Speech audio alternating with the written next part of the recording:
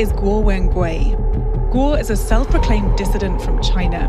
But he's now a wanted man in his homeland. The charges he's facing are very He is charged with serious. fraud and money laundering, and as International CBS 2's money Alicia laundering. Reed explains. Controversial Chinese billionaire Beijing is seeking his arrest. Guo Wengui is also known as Miles Kwok. In the public eye, this name may be accused of being a criminal, but Miles also has tremendous support for his innocence. Free Miles Guo! How did a Chinese tycoon end up in a U.S. jail without bail? Why is he the eyesore of both the U.S. and Chinese governments? I think you are potentially China's #1 enemy. The government, not the people. Some say he's a hero, others a villain. Or could he be a victim, a designer, or a rapper?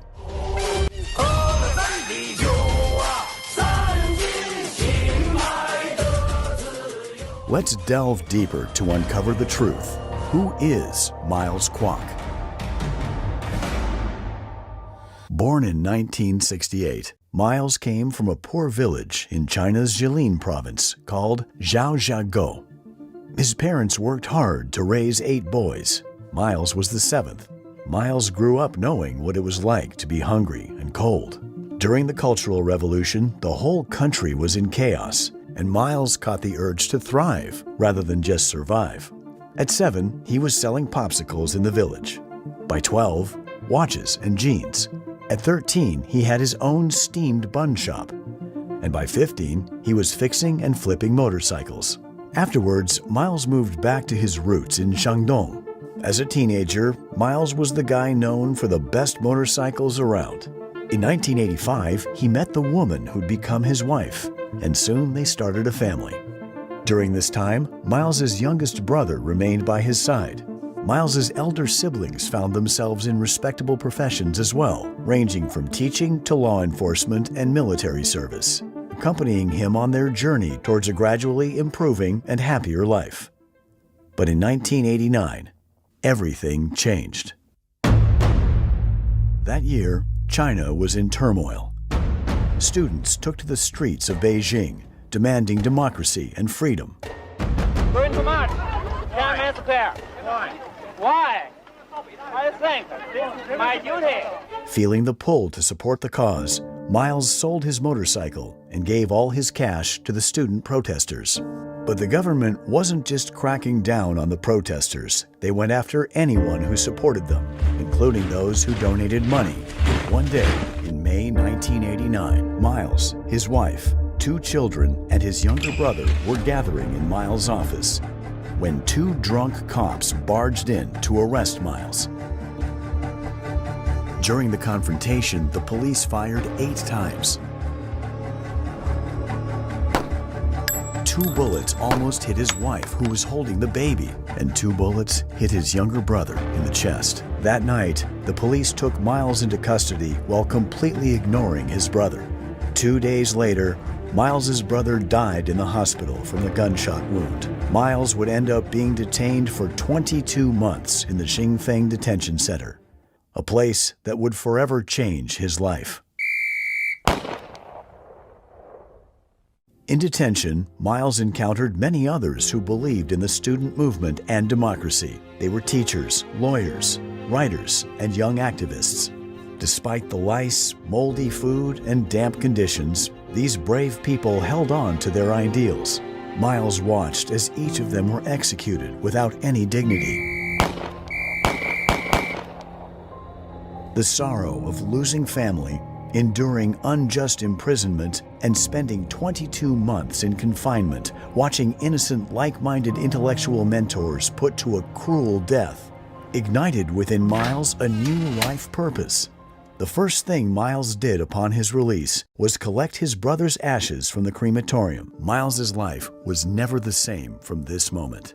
In the 1990s, following the new direction in China's policies, business opportunities could be found anywhere. With all his possessions confiscated from previous imprisonment, Miles had to start from scratch. His first gig involved carrying fuel savers by train from Beijing to Harbin, a job not for the faint-hearted. But it paid off. With the earnings and some new friends, he moved his family to Chengzhou. There, he co-founded a wooden furniture factory.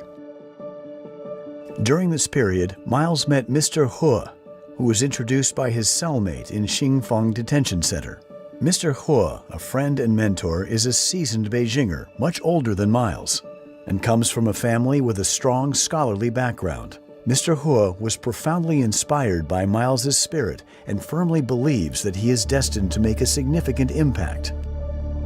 Before long, Mr. He introduced Miles to a relative who was living in Hong Kong, Ms. Xia Ping. A successful businesswoman herself, Ms. Xia believed Miles had a strong intuition about real estate and high-end hotels. Ms. Xia Ping arrived in Zhengzhou and invested in Miles's venture, the Yuda Hotel, marking Hunan Province's first five-star hotel when Miles was only in his 20s. The Yuda Hotel soared to unprecedented success, marking a significant milestone in Miles's life. It transformed from a mere hotel into a landmark in Zhengzhou and across the Hunan Province. Along this path of success, as Miles expanded his network and met numerous businessmen and politicians, he never forgot the vow he made in front of his brother's urn. In 1998, Miles and his family moved to Beijing. By then, Miles had risen to become a wealthy magnate, owning multiple homes in the most exclusive parts of Beijing, driving the finest cars, and wearing the most luxurious clothes. His network across different circles kept expanding. Around 1998, he was already planning his next venture, the Pangu 7-Star Hotel. Foreseeing that Beijing would have the opportunity to host the 2008 Olympic Games, Miles bought a piece of deserted land covered in weeds and situated far from the city center in a village that was soon to become the Olympic Village for the Games. Just as Miles had suspected, in 2001, Beijing secured the chance to host the upcoming Olympic Games. The Games of the 29 Olympiad in 2008 are awarded to the city of Beijing. A victory that sparked widespread celebration across the nation. Yet the path that this victory led to was filled with political struggles and obstacles. Over the course of several years, Miles managed to acquire land in Beijing's prestigious Huhai district. Here, he constructed a courtyard house as a gift for his mother's 70th birthday. This district is renowned for its historical significance, housing residences of former royalty and current elites. Unfortunately, they viewed Miles as an outsider, branding him as new money and someone who didn't belong in their social circle.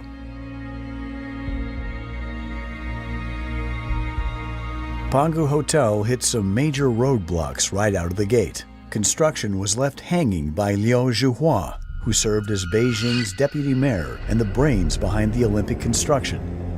Liu was the first to flex his muscles with his shady agenda to get his hands on this great piece of land, all to please one of his lovers.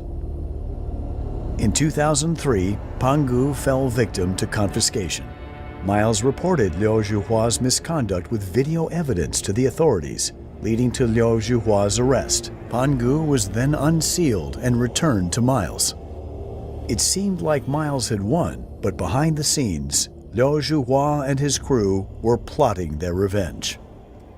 When completed in 2008, Pangu Hotel outshone even the Yuda Hotel with its remarkable achievements. It brought great honor to China during the Beijing Olympics, earning admiration from numerous foreign media outlets and celebrities. This period marked the golden age for Miles and his family. It was also during this time that Miles's network extended far beyond China, with celebrities from various countries gathering at his Pangu residence. By this time, he and his family business had already become renowned on the Huron Rich List in China, with private jets, hundreds of cars, millions of pieces of antique furniture, and countless designer clothes. However, amid all the fame and fortune, Miles never forgot his original mission and goals. In 2013, there was a significant upheaval in the CCP government. Xi Jinping launched the so-called anti-corruption campaign, which essentially aimed to eliminate any potential political opponents.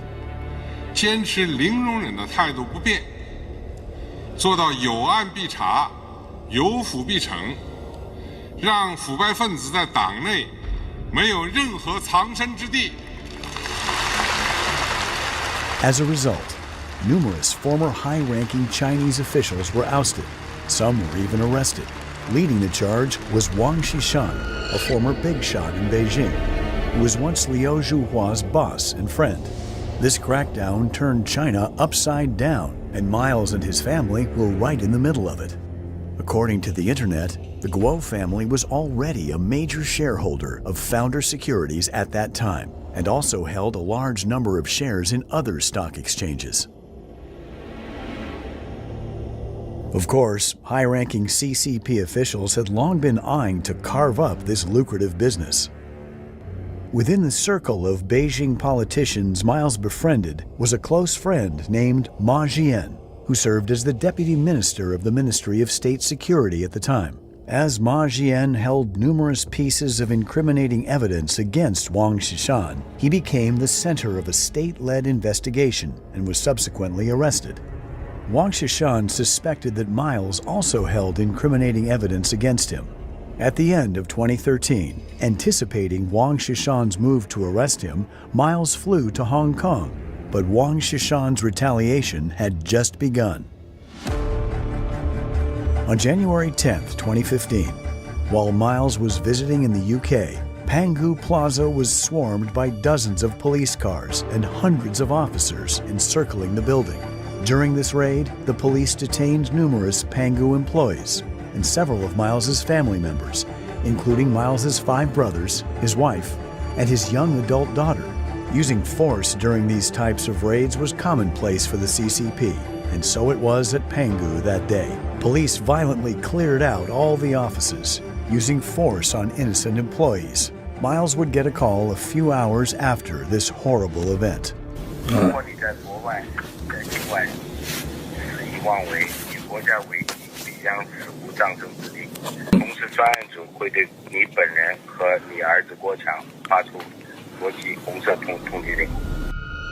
This man behind the call was Wu Jing, also known as Bruno Wu, a U.S. citizen holding an American passport, who navigated between the complexities of U.S.-China relations.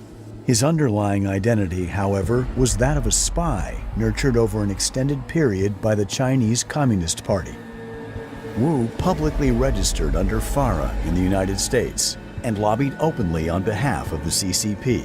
He was born into a family with a history of espionage. His grandfather provided legal defense for early leaders of the CCP a century ago, rescuing many communist officials from the opponent's Kuomintang prisons. Because of his deep generational ties to the CCP, Wu was able to live above the law in what is informally known as a death exemption plate. On January 20th, 2015, in an effort to gather more information about Miles's activities abroad, the CCP authorities released his wife and daughter, subjecting them to 24-hour surveillance. In the days that followed, several of Miles's family members and employees were also released. However, many endured inhumane treatment and torture, leading to lifelong disabilities. Among them, the CCP detained Miles's 3 brothers for a period ranging from 1 to 2 years. The CCP also established a special task force that appeared daily at Miles's company, conducting comprehensive surveillance of finances and personnel.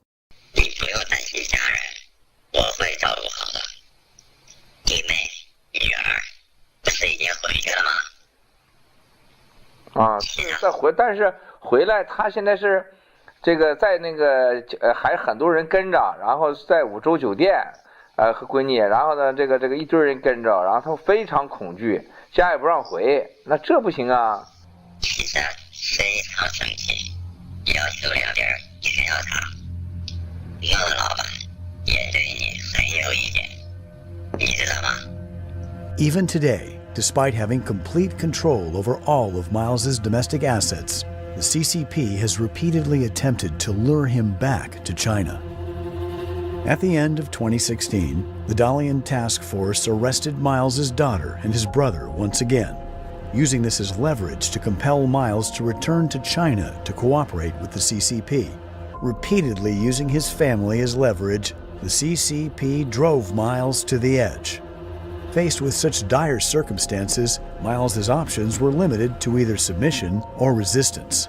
Miles understood deeply that compliance meant self-destruction, as the CCP consistently oppressed and exploited the people, never demonstrating any semblance of justice or fairness. The deep-seated resentment and anger that Miles had carried for decades finally erupted. Having endured the intrusive malice of the CCP in China for 28 years, brought Miles to a point of no return. A pursuit of justice and freedom would expose the cowardice and shadow warfare of the CCP. 我用我28年的生命看到了他们的堕落。中纪委书记王岐山和公安部常务副部长傅政华如何会毁掉中国？不能是真正的腐败者去所谓就反腐，那可能是真反腐吗？郭文贵就是一面镜子，不但照妖还照假，真的假不了，假的真不了，一切都是刚开始。谢谢。我不是什么神秘。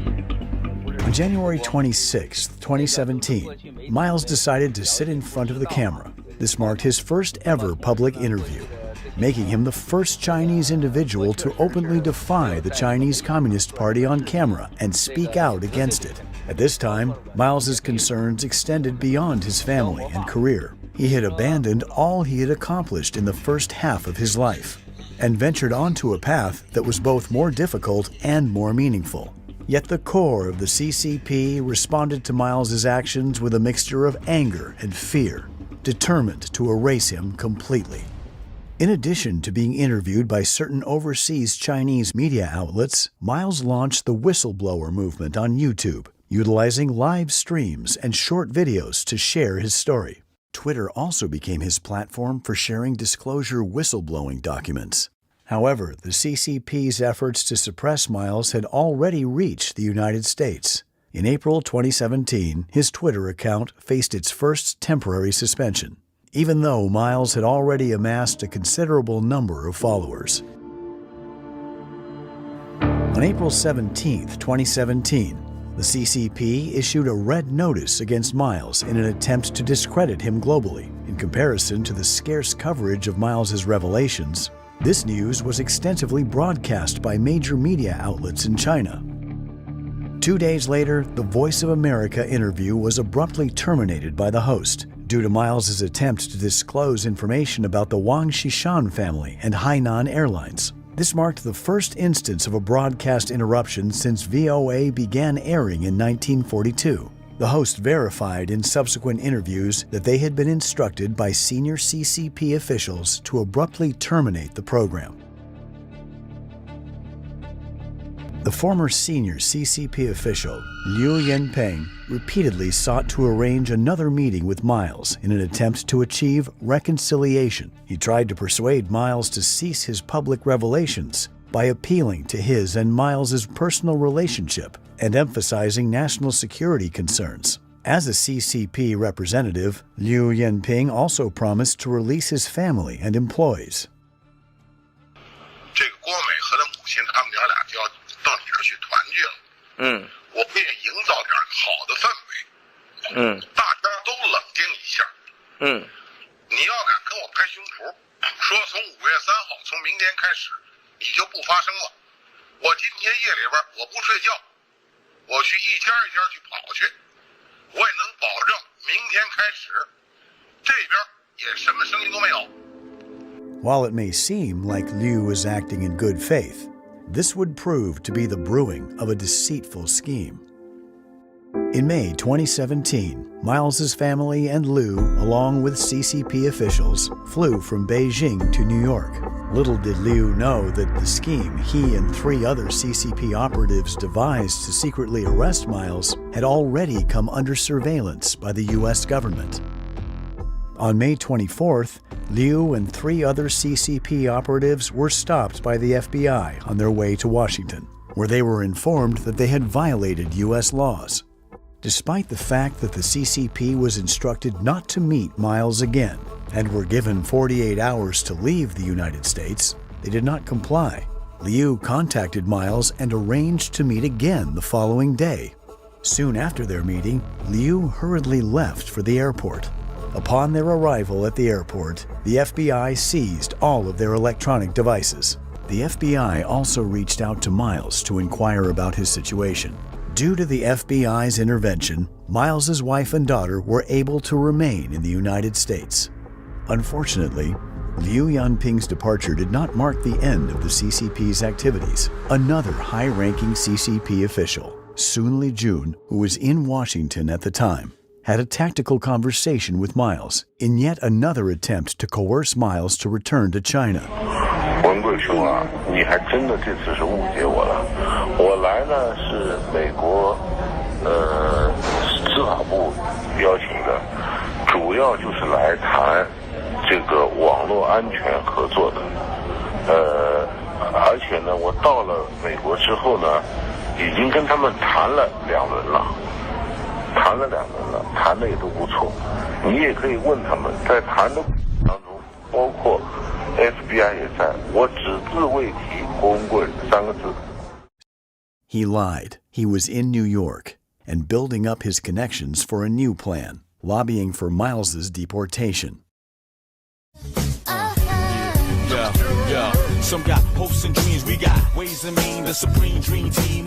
Pras Michel, a former member of the popular American hip-hop group The Fugees, has been convicted of more than 10 crimes by the District Court of Columbia, Washington, D.C. He was engaged in illicit lobbying for the CCP with his personal attorney Higginbotham, who was also holding a position as a senior congressional affairs official at the DOJ. He not only participated in the many attempts to deport Miles, earning millions, but also assisted Joe Low in money laundering activities in the United States. On May 8, 2017, Joe Low, Pras Michel, and Elliot Broidy, Deputy Finance Chairman of the Republican National Committee at the time, flew to Shenzhen together, where they spent the entire day in discussions with Sun Lijun, the then Vice Minister of Public Security, who had been waiting for them at the Four Seasons Hotel. In June 2017, Elliot Broidy sought the assistance of RNC's Finance Chairman Stephen Wynn to facilitate the deportation of Miles. Due to Miles's visa nearing expiration at the time, Broidy hoped that Wynn could help prevent Miles from obtaining a new visa. Wynn personally relayed information about Miles during a private dinner with President Trump at the White House. Wynn later informed Broidy that the State Department was examining the matter. However, Trump ended up shelving the deportation of Miles. Broidy received millions of dollars for his lobbying efforts during this campaign, while Steve Wynn secured a license for a casino in Macau.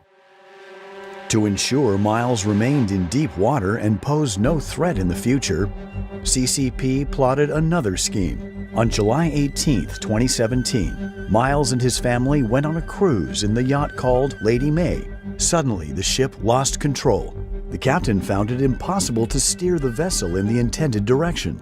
Approximately 100 meters away from Lady May, a coal barge vessel was anchored. The consequences of a collision is unimaginable. Miles and his family were just one drift away from death. Being equipped with a sophisticated onboard computer system, the ship ought not to have had a malfunction like this. It's almost as if someone else had control of the ship. On September 6, 2017, Miles submitted a political asylum application to the United States Immigration and Customs Enforcement. The CCP, as expected, attempted to obstruct the submission of the asylum application. On September 12th, hackers affiliated with the CCP military launched an attack on the law firm representing Miles in his asylum case. They compromised all network devices and machines and seized numerous pieces of information related to Miles.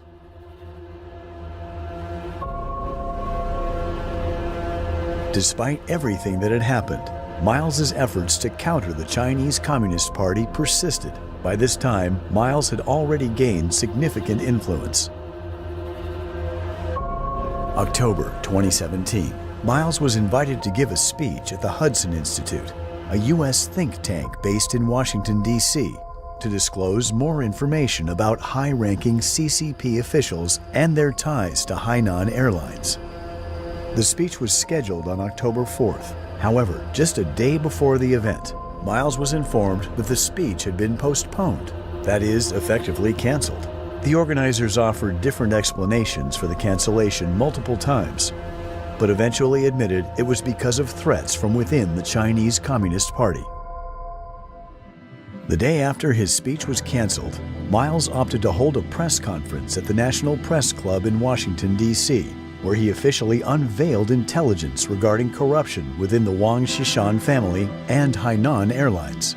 He also revealed the CCP's big plan to corrupt the free world by using media, money, sexual bribery, and fomenting unrest in the United States.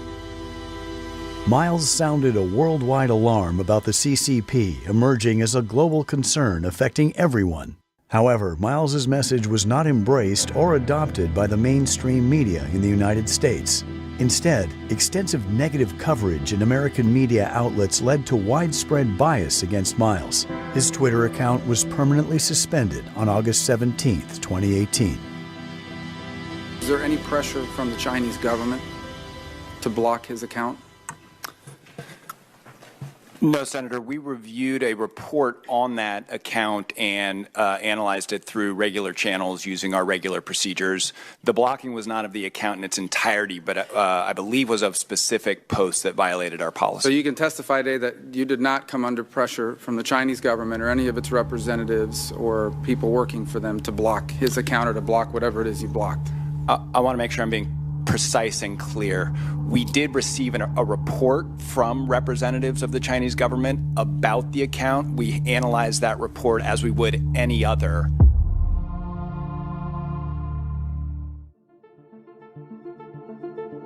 Despite attempts to silence him, Miles's voice echoes, unaffected by the closure of social media accounts and rejection by mainstream journalism.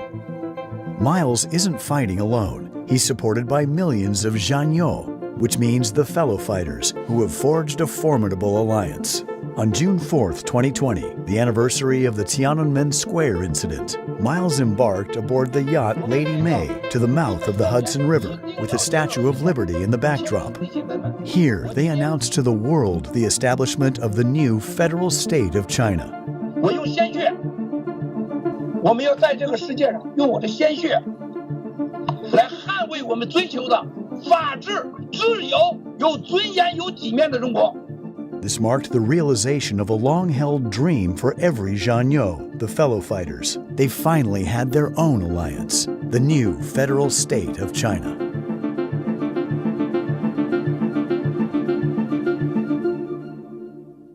Meanwhile, those who deal with the devil have had their fate sealed with a price tag.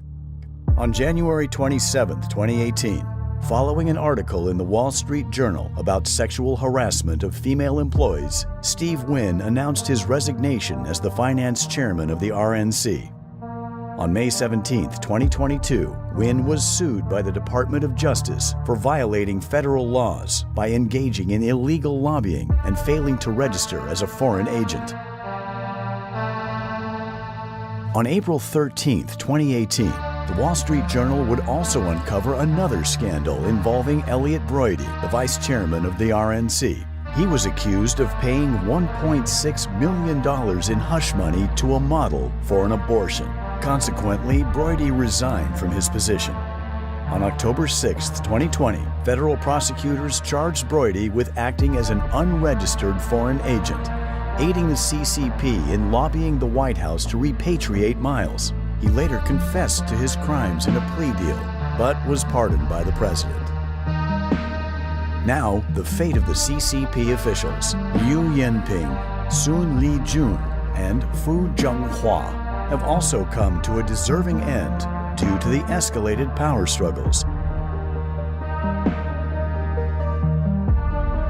Still, soldiers march because the battle continues. The CCP imposed a fine of nearly $13 billion for alleged coercion in 2018. They also seized $5 billion in Hong Kong assets belonging to Miles and his family, representing the largest, most abusive monetary penalty ever imposed in China. The storm continues to churn toward Miles and his anti-CCP global endeavors.